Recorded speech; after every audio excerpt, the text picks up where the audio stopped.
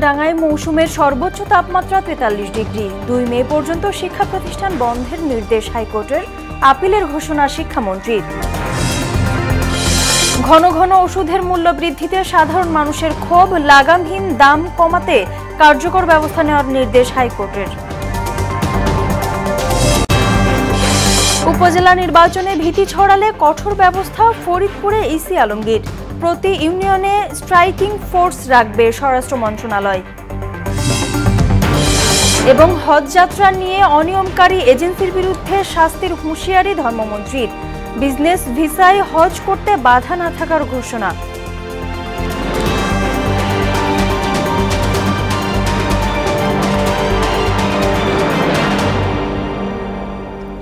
আসসালামু আলাইকুম, সবাইকে মোহনা সংবাদে স্বাগত। শুনছিলেন শিরোনাম, সঙ্গে আছি নাদিয়া নাহিদ।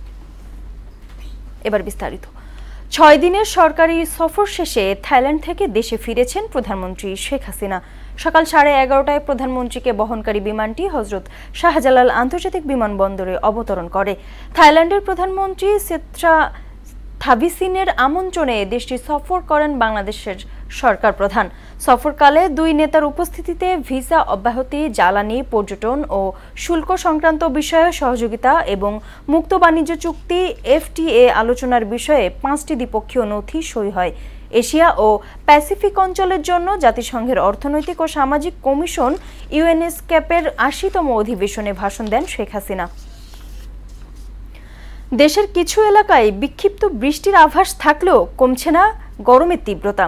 আজ চুয়াডাঙ্গায় 43 ডিগ্রি সেলসিয়াস তাপমাত্রা রেকর্ড করা হয়েছে, যা চলতি মৌসুমে সর্বোচ্চ। তাপপ্রবাহ অব্যাহত থাকায় অনেকটাই স্থবির হয়ে পড়েছে সারা দেশের জনজীবন। চলমান তাপপ্রবাহের কারণে কাল 2 বিভাগ সহ দেশের 27 জেলার মাধ্যমিক স্কুল, কলেজ, মাদ্রাসা ও কারিগরি শিক্ষা প্রতিষ্ঠান বন্ধ ঘোষণা করে শিক্ষা মন্ত্রণালয়। বিকেলে মন্ত্রণালয়ের এক সংবাদ বিজ্ঞপ্তিতে এ তথ্য জানানো হয়। আর প্রাথমিক বিদ্যালয় 2 মে পর্যন্ত বন্ধ রাখার কথা জানিয়েছে প্রাথমিক ও গণশিক্ষা মন্ত্রণালয়। নির্দিষ্ট এলাকার তাপমাত্রার জন্য সারা দেশের শিক্ষা প্রতিষ্ঠান বন্ধের বিপক্ষে শিক্ষামন্ত্রী মহিবুল হাসান চৌধুরী নওফেল। তিনি বলেন, সারা দেশের শিক্ষা প্রতিষ্ঠান বন্ধের এক ধরনের মানসিকতা তৈরি হচ্ছে। সবকিছুতেই কেন শিক্ষা মন্ত্রণালয়ের ওপর আদালতের নির্দেশনা নিয়ে আসতে হয়? হাইকোর্টের আদেশ আপিল বিভাগে নিয়ে যাবেন বলেও জানান তিনি। সাংবিধানিকভাবে যা দায়িত্ব দেওয়া হয়েছে তা পালন করাই বাঞ্ছনীয় বলেও জানান মন্ত্রী। যেসব শিক্ষক শিক্ষার্থী অসুস্থ হয়েছেন তাদের বিষয়েও প্রশ্ন তোলেন শিক্ষামন্ত্রী। তিনি বলেন, যেসব জেলায় তাপমাত্রা কম সেখানে শিক্ষা প্রতিষ্ঠান বন্ধ করে দেওয়ার কোনো কারণ নেই। দাবদাহের কারণে মহাখালী কলেরা হাসপাতালে প্রতি ঘন্টায় গড়ে 80 জন ডায়রিয়া রোগী ভর্তি হচ্ছে। এতে উদ্বেগ জানিয়ে কর্তৃপক্ষ বলছে, প্রায় 2 সপ্তাহ ধরে হাসপাতালে বেড়েছে রোগীর চাপ। ডায়রিয়া ও পানি শূন্যতা থেকে বাঁচতে প্রচুর তরল সেবন ও বাইরের খোলা খাবার এড়িয়ে চলার পরামর্শ দিয়েছে চিকিৎসকরা। শামীম চৌধুরী রিপোর্ট। দাবদাহে ওষ্ঠাগত জীবন এর সঙ্গে পাল্লা দিয়ে বাড়ছে নানা রোগবালাই। প্রতিনিয়ত জ্বর, সর্দি, ডায়রিয়া, পেটের পীড়ায় আক্রান্তদের ভিড় বাড়ছে হাসপাতালে। আর এই তালিকায় সবচেয়ে বেশি শিশু ও বয়োবৃদ্ধরা। শুধুমাত্র রাজধানীর মহাখালী ICDDRB হাসপাতালেই দিনে 5 শতাধিক রোগী চিকিৎসা নিচ্ছেন। দেশের বিভিন্ন স্থান থেকে নানা সমস্যা নিয়ে আসছেন রোগী। তাপপ্রবাহ ও পানি সমস্যার কারণে শিশুদের অবস্থা আরো বেশি কাহিল। পায়খানা, বমি, জ্বর। ওর আজকে 3 দিন ধরে আমাশার সমস্যা, তো আমি আজকে সকালে চলে আসছি এখানে। পাতলা পায়খানা আর বমি, এই জন্য এই কারণে আনছি। টাঙ্গাইল মির্জাপুর থেকে। তো আমার ছেলের হচ্ছে গত 2 দিন যাবৎ পাতলা পায়খানা, জ্বর। তো 2 দিন একটু কম ছিল, আজকে হঠাৎ সকালে দেখি বেড়ে গেছে। ICDDRB হাসপাতালের পরিসংখ্যান বলছে, 2 সপ্তাহ আগেও দিনে 500-র নিচে রোগী আসতো হাসপাতালটিতে। গত সপ্তাহ থেকে প্রতিদিন রোগীর পরিমাণ 500 ছাড়িয়েছে। এই সময়টা আসলে আমরা বাচ্চা কম পাই, কিন্তু এবার একটু দেখা যাচ্ছে যে বাচ্চা এবং বয়স্ক প্রায় দেখা যায় কাছাকাছি। আমাদের পরামর্শ হচ্ছে যে বাইরের খাবার পরিহার করা, বাসায় যে খাবারগুলো আছে এগুলোকে বাসি খাওয়া পরিহার করা, যাদের ফ্রিজ বা রুমের টেম্পারেচার নিয়ন্ত্রণে রাখার সুযোগ আছে টাটকা খাওয়াটাই হচ্ছে মেইন। আর রাস্তার পাশের অস্বাস্থ্যকর ও উন্মুক্ত খাবার না খাওয়া ও বাইরে বের হলে সবাইকে সাবধানতা অবলম্বন করার পরামর্শ বিশেষজ্ঞদের। শিশুদের আক্রান্তর জায়গাটি আমরা দেখতে পাচ্ছি ভাইরাসজনিত শ্বাসকষ্ট, জ্বর, নিউমোনিয়া এবং ভাইরাসজনিত ডায়রিয়া বেড়ে যাচ্ছে। বিশুদ্ধ পানি পান, খাবারের আগে ভালো করে সাবান দিয়ে হাত ধোয়ার পাশাপাশি এই সময়ে শিশুদের অতিরিক্ত যত্ন নেওয়ার পরামর্শ চিকিৎসকদের। শামীমুজ্জামান চৌধুরী, মোহনা সংবাদ, ঢাকা। তাপপ্রবাহের নেতিবাচক প্রভাব পড়েছে শিক্ষা ও কৃষিতে। আবহাওয়াবিদরা বলছেন, বাংলাদেশ সহ পুরো দক্ষিণ এশিয়ার জন্য বিপজ্জনক হয়ে উঠেছে গ্রীষ্মকাল। সঙ্গে বাড়ছে উষ্ণ তাপমাত্রার ঝুঁকি। বিশেষ করে ঢাকায় মার্চ থেকে জুন পর্যন্ত সময়ে এ ধরনের আবহাওয়া বাড়ছে। উষা ফেরদৌসের রিপোর্ট। দ্রুতই বাড়ছে উষ্ণতম দিনের সংখ্যা। সামগ্রিকভাবে দক্ষিণ এশিয়ার ৬৬% মানুষ অতি উষ্ণ তাপমাত্রার ঝুঁকিতে আছে। ১৯৭৯ থেকে ২০২১ সালের মধ্যে প্রতি এক দশকে গ্রীষ্মকালে এ ধরনের দিনের সংখ্যা ১ থেকে ৩ দিন করে বাড়ছে। এর মধ্যে বাংলাদেশের দক্ষিণ পূর্ব এলাকায় তাপমাত্রা বেড়েছে সবচেয়ে বেশি। আন্তর্জাতিক এক গবেষণা মতে তীব্র তাপপ্রবাহে মৃত্যু ঝুঁকি বেড়ে যায় অন্তত ২২%। গরমে অধিক শ্রমে নানা রোগে আক্রান্ত হয়ে স্বাভাবিক কর্মক্ষমতাও হারায় মানুষ। অনেক গরম, প্রচুর গরমে আগুনের সামনে থাকা মন চায় না। খুব কষ্টের উপর চলে দেখা যায়। এই যে দিন আনা দিন খাওয়া মতন যারে বলে এক প্রকার। কৃষিক্ষেত্রে যদি চিন্তা করি, আমাদের কৃষিক্ষেত্রে ব্যাপক ক্ষতি হচ্ছে, কারণ আমরা বৃষ্টি যেহেতু হচ্ছে না, যার কারণে ফসলের যে গ্রোথ হওয়া উচিত ছিল মানে এর পরিমাণটা আর কি কমে আসে। বৃষ্টি না হওয়ায় একদিকে খরা, অন্যদিকে তীব্র তাপপ্রবাহের বিরূপ প্রভাব।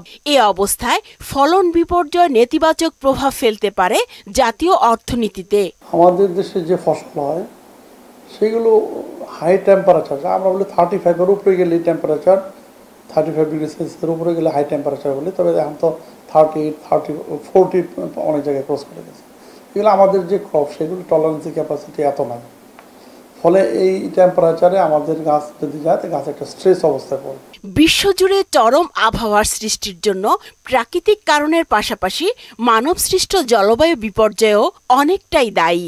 লাস্ট 10 থেকে 12 বছরে এই সংখ্যা অনেক বেড়ে গেছে।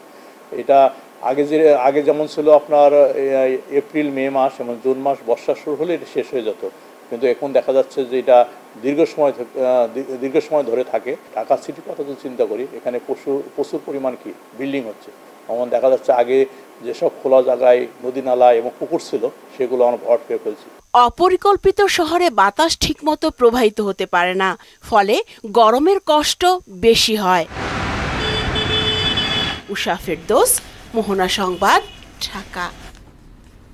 সব ধরনের ওষুধের মূল্য বৃদ্ধি রোধে কার্যকর ব্যবস্থা নেওয়ার নির্দেশ দিয়েছে হাইকোর্ট। ওষুধ প্রশাসনের অধিদপ্তরের মহাপরিচালক সহ সংশ্লিষ্টদের এই আদেশ বাস্তবায়ন করতে বলা হয়েছে। এদিকে ঊর্ধ্বমূল্যের বাজারে জীবন রক্ষাকারী পণ্য ওষুধের দাম ঘন ঘন বাড়ানোয় ক্ষোভ জানিয়েছেন স্বল্প আয়ের মানুষ।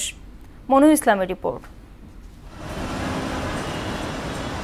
করোনা তাণ্ডবের পর থেকেই অস্থির ওষুধের বাজার। এরপর নিত্যপণ্যের ঊর্ধ্বমূল্যের ডামাডালে 2-3 দফায় বাড়ে দাম, তারপরও থেমে নেই মূল্যবৃদ্ধির প্রতিযোগিতা। ওষুধের বাড়তি দামে সবচেয়ে বেশি ঝঞ্ঝাটে পড়েছেন খুচরা ব্যবসায়ীরা। প্রতিনিয়ত ক্রেতার সঙ্গে তর্কাতর্কি হয় তাদের। আমরা তো আসলে কোম্পানি থেকে যে রেট পাই ওইভাবেই আমাদের বেচতে হয়। আসলে পাবলিক যারা কিনে আসলে তাদের কি সমস্যা হয়ে যায়। যেখানে আমরা 10 টাকা দিয়ে 2টা ওষুধ রাখতে পারতাম, সেখানে আমাদের 10 টাকা দিয়ে একটা ওষুধ রাখতে হচ্ছে। আমাদের ইনভেস্টমেন্টটা বেড়ে যাচ্ছে, বাট আমাদের প্রফিট মার্জিন কিন্তু বাড়ছে না। এটার সাথে জড়িত তারা বোঝে এটা আসলে যে কতটুকু ভোগান্তির মধ্যে বা কতটুকু ভোগান্তি প্রভাবিত হয়। নিত্যপণ্যের বাজার করতেই সীমিত আয়ের মানুষের হিমশিম অবস্থা। তার মধ্যে ঘন ঘন ওষুধের অস্বাভাবিক মূল্যবৃদ্ধিতে ক্ষোভ জানালেন তারা। আগের থেকে ওষুধের দাম অতিরিক্ত বাড়ছে, গরিব বাঁচবো কেমনি? ওষুধ তো দাম কমাই দিলে সেটা গরিব খাইতে পারবো। এখন করার কিছু নাই, বাংলাদেশ যেটা বাড়তেছে ওটার কমার কোনো পরিবেশ নাই, সেটা ওষুধ হোক, চাউল হোক।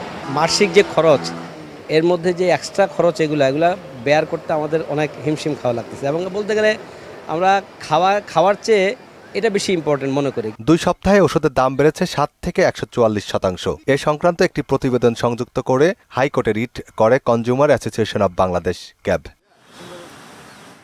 রিটের শুনানিতে বলা হয় 2 মাসে দেশের বিভিন্ন কোম্পানি নিজেদের উৎপাদিত ওষুধের দাম লাগামহীনভাবে বাড়িয়েছে। অন্তত 50 ধরনের ওষুধের দাম 20 থেকে সর্বোচ্চ 140% পর্যন্ত বাড়ানো হয়েছে। শুনানি শেষে বিচারপতি মোস্তফা জামান ইসলাম ও বিচারপতি মোহাম্মদ আতাবুল্লাহর হাইকোর্ট বেঞ্চ অব্যাহতভাবে ওষুধের মূল্য বৃদ্ধি রোধে কর্তৃপক্ষের নিষ্ক্রিয়তা কেন অবৈধ ঘোষণা হবে না তা জানতে চেয়ে রুল জারি করেন। পাশাপাশি বিদেশ থেকে আমদানি করা অনুমোদনহীন ওষুধ বিক্রি বন্ধের নির্দেশ দেন আদালত। মনিরুল ইসলাম, মোহনা সংবাদ, ঢাকা। উপজেলা নির্বাচনে কেউ ভয়ের পরিবেশ সৃষ্টি করলে কঠোর ব্যবস্থার হুঁশিয়ারি দিয়েছেন নির্বাচন কমিশনার মোহাম্মদ আলমগীর।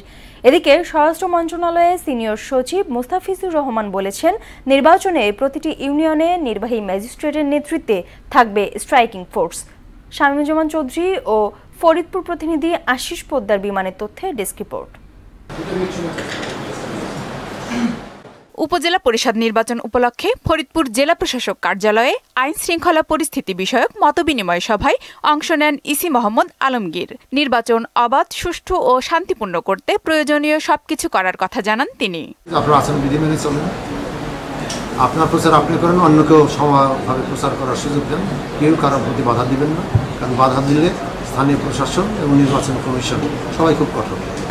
তো অতএব আমাদের সেই কঠোরতার মধ্যে না যেতে হয়, এটা নির্বাচনকে উৎসবমুখর করে। এদিকে উপজেলা নির্বাচনে আইন শৃঙ্খলা পরিস্থিতি নিয়ে সচিবালয়ে স্বরাষ্ট্রমন্ত্রী আসাদুজ্জামান খান কামালের সভাপতিত্বে বৈঠক হয়। পরে মন্ত্রণালয়ের সিনিয়র সচিব মোস্তাফিজুর রহমান জানান, নির্বাচন অবাধ, সুষ্ঠু ও শান্তিপূর্ণ করতে সর্বোচ্চ প্রস্তুতি নেওয়া হয়েছে। প্রতিটি স্বাভাবিক সেন্টারে অস্ত্রসহ পুলিশ থাকবে 3 জন এবং অস্ত্রসহ আনসারের পিসি এপিসি থাকবে 3 জন, মোট 6টি অস্ত্রধারী সদস্য থাকবে এবং প্রতিটা বুথ ম্যানেজমেন্টের জন্য মিনিমাম 10 জন আনসার থাকবে এবং 6টির অধিক সংখ্যক বুথ যেখানে আছে সেখানে অতিরিক্ত 1 জন করে থাকবে। আর গুরুত্বপূর্ণ সেন্টারগুলোতে পুলিশ সদস্য থাকবে 4 জন অস্ত্রসহ এবং আনসার সদস্য থাকবে 3 জন। গুরুত্বপূর্ণ কেন্দ্রে আইন শৃঙ্খলা বাহিনীর বাড়তি নজরদারি থাকবে বলেও জানান তিনি। আফরিন পপি, মোহনা সংবাদ। বিজনেস ভিসায় হজে গিয়ে কোনো সমস্যা হবে না, তবে মুনাজিম ভিসা হজের জন্য প্রযোজ্য নয়। রাজধানীতে এক অনুষ্ঠানে এসব কথা জানান ধর্মমন্ত্রী ফরিদুল হক খান। এজেন্সির সব অভিযোগ সঠিক নয় উল্লেখ করে হজ যাত্রায় কোনো অনিয়ম হলে কঠোর শাস্তির হুঁশিয়ারি দেন তিনি। রেজা খানের রিপোর্ট।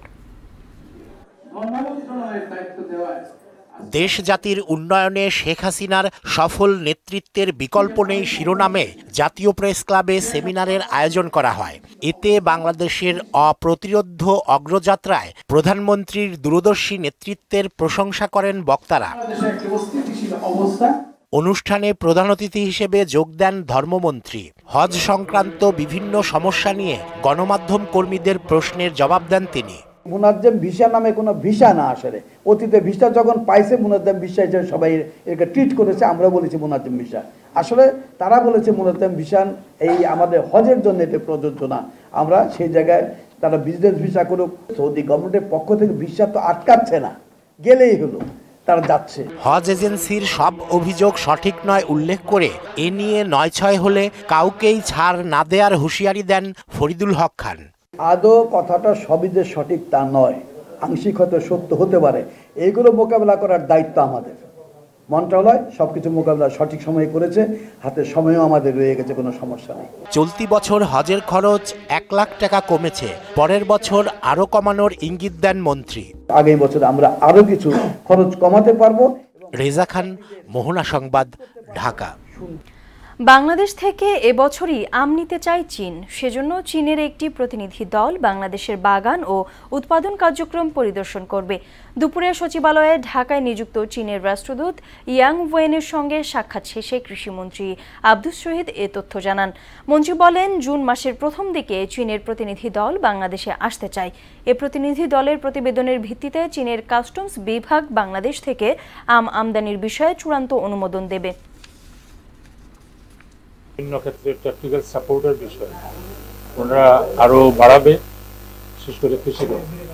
আমরা অনেক মেশিনারি তাদের দেশ থেকে কিন্তু আমরা আনি, সেটা আর বাড়াবে। আর আমাদের দেশ থেকে তারা আম আমদানি করবে, আম নিয়ে যাবে। মিষ্টি আমের জন্য তারা খুবই উৎসাহী।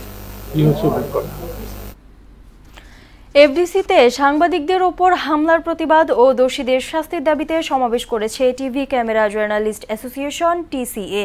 সকালে জাতীয় প্রেস ক্লাবের সামনে আয়োজিত কর্মসূচিতে বক্তারা বলেন, নানা ক্ষেত্রে নির্যাতিত সাংবাদিকরা আজ পেশাগত দায়িত্ব পালন করতে গিয়ে নানান বাধার সম্মুখীন হচ্ছে। চলচ্চিত্র শিল্পের সৃজনশীল মানুষ যখন মাস্তানের ভূমিকায় অবতীর্ণ হন তখন সমাজে ভুল বার্তা ছড়িয়ে পড়ে বলেও মন্তব্য করেন তারা। গত 23 এপ্রিল বাংলাদেশ চলচ্চিত্র শিল্পী সমিতির নবনির্বাচিত কমিটির শপথ অনুষ্ঠানে সাংবাদিকদের ওপর হামলার ঘটনা ঘটে। এতে প্রায় 20 সাংবাদিক আহত হন। তীব্র দাবদাহে শ্রমজীবী মানুষের ভোগান্তি লাঘবে রাজধানীতে খাবার, স্যালাইন ও বিশুদ্ধ পানি বিতরণ করেছে সোশ্যাল মার্কেটিং কোম্পানি এসএমসি। দেশব্যাপী এ উদ্যোগের অংশ হিসেবে বিকেলে প্রধান কার্যালয়ের সামনে এ কর্মসূচির উদ্বোধন করা হয়। এ সময় উপস্থিত ছিলেন এসএমসির ব্যবস্থাপনা পরিচালক ও সিইও জনাব তসলিম উদ্দিন খান এবং এসএমসি এন্টারপ্রাইজ লিমিটেড এর ব্যবস্থাপনা পরিচালক জনাব সাইফ নাসির সহ ঊর্ধ্বতন কর্মকর্তারা। ক্রিকেট। কেন উইলিয়ামসনকে অধিনায়ক করে সবার আগে টি-20 বিশ্বকাপের দল ঘোষণা করেছে New Zealand. Devon Conway, Jimmy Neesham এবং মিচেল ব্রেসওয়েলের পাশাপাশি ওয়ানডে বিশ্বকাপে আলো ছড়ানো রাচিন রবীন্দ্র এবং ড্যারিল মিচেলও আছেন ঘোষিত দলে। দুই পেসার ট্রেন্ট বোল্ট এবং টিম সাউদির সঙ্গে যাবেন ম্যাট হেনরি ও লকি ফার্গুসন। স্পিন বিভাগ সামাল দেবেন ইশ সোধি ও মিচেল সান্টোনার, আর ট্রাভেলিং রিজার্ভ থাকছেন বেন সিয়ার্স। দল ঘোষণার পর জার্সিও উন্মোচন করেছে নিউজিল্যান্ড ক্রিকেট বোর্ড। শেষ করব মোহনা সংবাদ, যাবার আগে শিরোনামগুলো আরো একবার।